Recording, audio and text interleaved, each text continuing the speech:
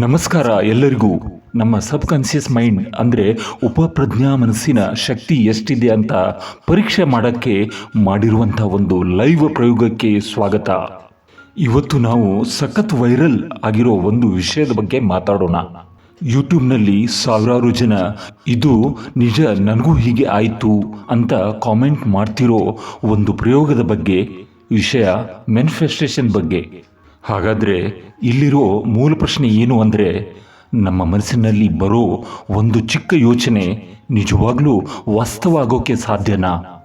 ನಿಮ್ಮ ಮನಸ್ಸಿನ ಶಕ್ತಿಯನ್ನು ಕೇವಲ 5 ನಿಮಿಷದಲ್ಲಿ ನೀವೇ ಪರೀಕ್ಷೆ ಮಾಡ್ಕೋಬೋದಾ ಅಂತ ಒಂದು ಚಾಲೆಂಜ್. ಇದು ನಿಜವಾಗಿಯೂ ಕೆಲಸ ಮಾಡೋ ಟೆಕ್ನಿಕ್ಕಾ, ಅಥವಾ ಇದೊಂದು ಚಾಣಾಕ್ಷತನದ ಟ್ರಿಕ್ಕಾ, ಅಥವಾ ಇದೆಲ್ಲ ಬರೀ ಕಾಕ್ತಾಳೀಯವಾ? ಇದು ಯಾವುದೋ ದೊಡ್ಡ ಪೂಜೆ ಪುನಸ್ಕಾರದ ಬಗ್ಗೆ ಮಾತಾಡ್ತಿಲ್ಲ.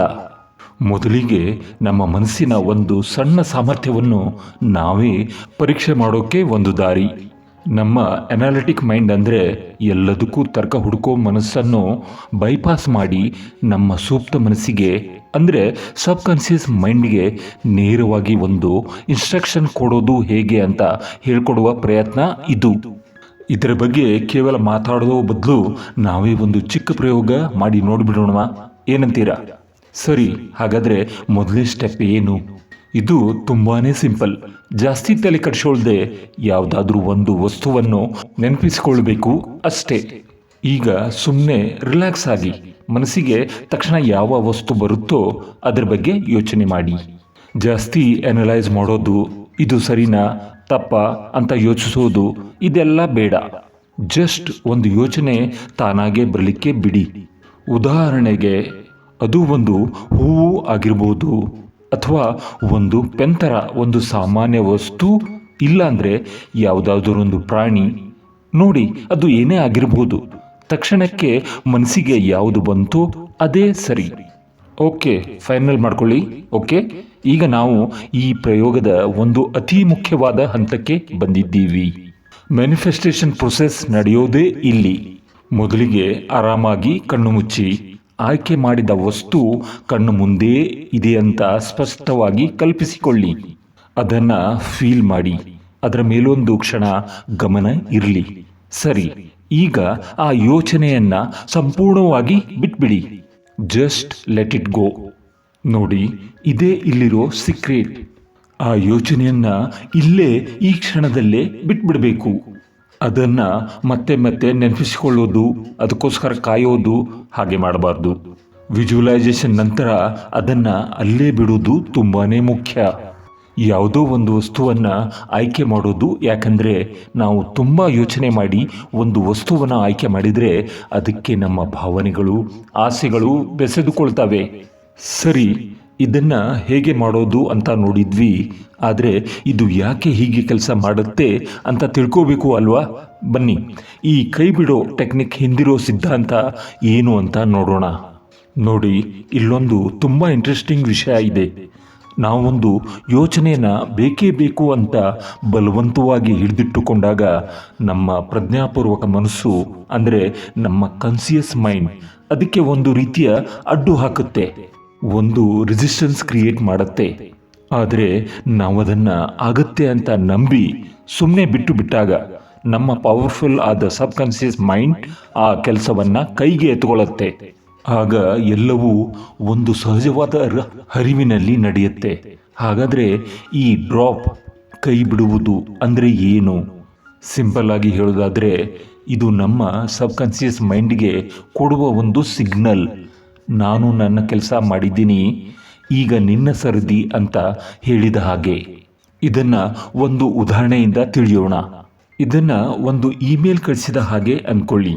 ನಾವು ಇಮೇಲ್ ಕಾಂಪೋಸ್ ಮಾಡ್ತೀವಿ, ಅಡ್ರೆಸ್ ಹಾಕ್ತೀವಿ, ಆಮೇಲೆ ವಿಷಯ ಬರೀತೀವಿ, ಆಮೇಲೆ ಸೆಂಡ್ ಬಟನ್ ಒತ್ತಿಬಿಟ್ಟು ಅದನ್ನು ಕ್ಲೋಸ್ ಮಾಡ್ತೀವಿ. ಓಕೆ, ಆಮೇಲೆ ಆ ಇಮೇಲ್ ಹೋಯ್ತಾ ಇಲ್ವಾ, ತಲುಪಿತಾ ಅಂತ ಪ್ರತಿ ಕ್ಷಣವೂ ಯೋಚಿಸ್ತಾ ಕೂಡೋದಿಲ್ಲ. ಸಿಸ್ಟಮ್ ಮೇಲೆ ನಂಬಿಕೆ ಇಟ್ಟು ನಮ್ಮ ಕೆಲಸ ನಾವು ಮಾಡ್ತೀವಿ. ಲೆಟ್ಟಿಂಗ್ ಗೋ ಅಂದರೆ ನಮ್ಮ ಸಬ್ ಕಾನ್ಸಿಯಸ್ ಮೈಂಡ್ಗೆ ಆ ಸೆಂಡ್ ಬಟನ್ ಒತ್ತಿದ ಹಾಗೆ.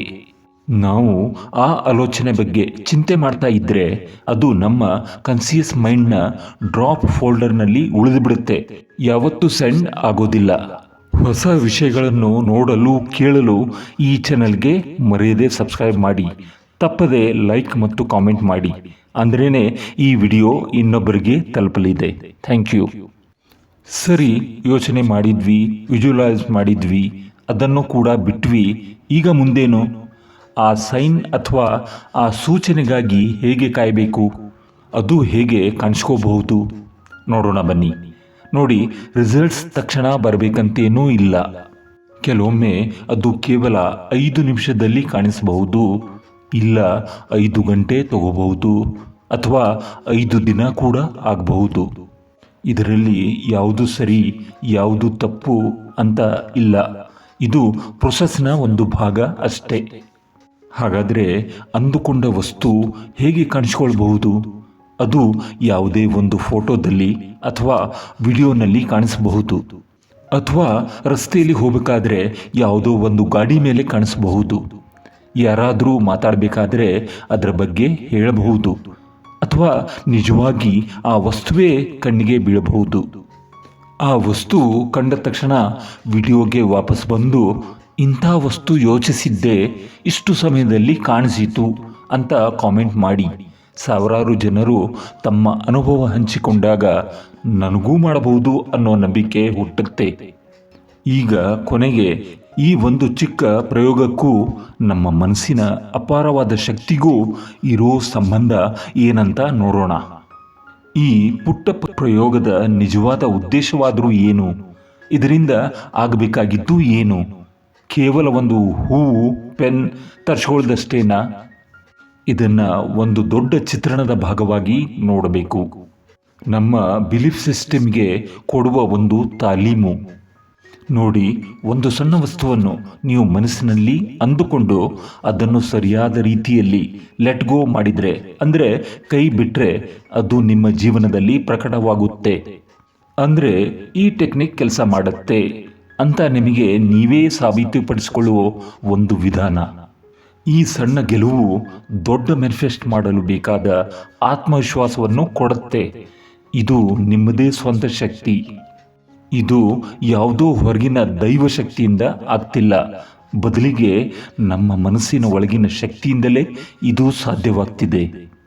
ಒಂದು ಆಸೆಯನ್ನು ಮನಸ್ಸಿನೊಳಗಿಟ್ಟು ಅದಕ್ಕೆ ಬೇಕಾದ ಮಾನಸಿಕ ತಂತ್ರ ಬಳಸಿ ನಂತರ ಅದರ ಫಲಿತಾಂಶದ ಬಗ್ಗೆ ಚಿಂತಿಸದೆ ಅದನ್ನು ಕೈಬಿಟ್ಟಾಗ ಅದು ನಮ್ಮ ಜೀವನದಲ್ಲಿ ಪ್ರಕಟವಾಗುತ್ತದೆ. ನೋಡಿ, ಈ ಪ್ರಯೋಗದಲ್ಲಿ ಯಶಸ್ಸು ಸಿಕ್ಕರೆ ಅದನ್ನು ಸುಮ್ಮನೆ ಒಂದು ಕೋಇನ್ಸಿಡೆನ್ಸ್ ಅಂತ ತಿಳಿಬಾರ್ದು. ಇದು ಮನಸ್ಸು ನಮಗೆ ಕಳಿಸ್ತಿರೋ ಒಂದು ಪರ್ಸನಲ್ ಮೆಸೇಜ್.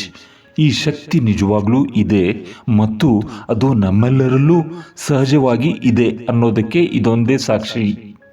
ಕೊನೆಯದಾಗಿ ಒಂದು ಪ್ರಶ್ನೆ. ಒಂದು ಇಷ್ಟು ಸಣ್ಣ ಯೋಚನೆಗೆ ಇದು ಕೆಲಸ ಮಾಡುತ್ತಂದರೆ ನಮ್ಮ ಜೀವನದ ದೊಡ್ಡ ದೊಡ್ಡ ಕನಸುಗಳು, ಗುರಿಗಳ ವಿಷಯದಲ್ಲಿ ಇನ್ನೆಂಥ ಅದ್ಭುತಗಳು ಸಾಧ್ಯವಾಗಬಹುದು ಅಲ್ವಾ? ಸಾಮಾನ್ಯವಾಗಿ ನಾವು ಜೀವನದಲ್ಲಿ ದೊಡ್ಡ ದೊಡ್ಡ ಗುರಿಗಳನ್ನು ಇಟ್ಕೊಂಡಿರ್ತೇವೆ. ನಾನು ಆ ಮನೆ ಕಟ್ಟಿದ ಮೇಲೆ ಖುಷಿಯಾಗಿರ್ತೇನೆ, ಆ ಕೆಲಸ ಸಿಕ್ಕ ಮೇಲೆ ಸಂತೋಷವಾಗಿರ್ತೇನೆ ಅಂತ ನಮ್ಮ ಸಂತೋಷವನ್ನು ಮುಂದೂಡ್ತಾ ಇರ್ತೇವೆ. ಪ್ರಕ್ರಿಯೆಯನ್ನು ಆನಂದಿಸುವುದೇ ಯಶಸ್ಸಿನ ಒಂದು ಭಾಗ. ಈ ಪ್ರಯೋಗದಲ್ಲಿ ಅಷ್ಟೇನು ಮಹತ್ವವಿಲ್ಲದ ಸಾಮಾನ್ಯವಾದ ಒಂದು ಪೆನ್, ಹೂವು, ಪುಸ್ತಕ, ಇದರ ಆಲೋಚನೆಯನ್ನು ಕೈ ಬಿಡುವುದು ಸುಲಭ. ಯಾಕಂದರೆ ಅದರ ಮೇಲೆ ಅಟ್ಯಾಚ್ಮೆಂಟ್ ಇರಲ್ಲ. ಅದರ ಫಲಿತಾಂಶದ ಬಗ್ಗೆ ನಮಗೆ ಅಷ್ಟೊಂದು ಚಿಂತೆ ಇರಲ್ಲ. ಬಂದರೆ ಬಂತು, ಬಿಟ್ಟರೆ ಬಿಡ್ತು. ಅದರಿಂದ ಕಳೆದುಕೊಳ್ಳುವುದು ಏನೂ ಇರೋದಿಲ್ಲ. ಅದಕ್ಕೆ ಅದು ನಮ್ಮ ಮುಂದೆ ಬೇಗನೆ ಪ್ರಕಟವಾಗುತ್ತೆ.